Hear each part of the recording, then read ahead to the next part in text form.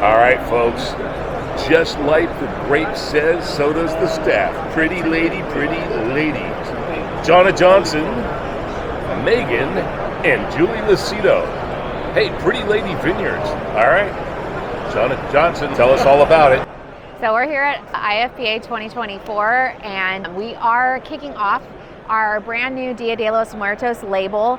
This is just started shipping, so it's a brand new label. It'll be out in stores through the holiday season. But we also have our organics, our top seal, our harvest hobgoblin grapes, all grown out of Delano, California. Whose design is this? Who put this together? Is this you?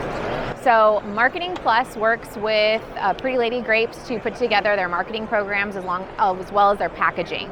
So we put together the concepts and the designs for their programs.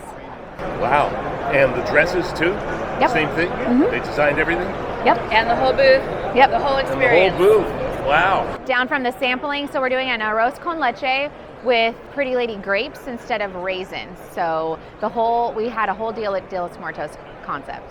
Awesome. Okay, folks, so you can get these in the stores now through the holidays, you said? Yep. Now In through the all end of the retailers up and down California and the United States. Obviously, we're here in Atlanta. But Find our socials.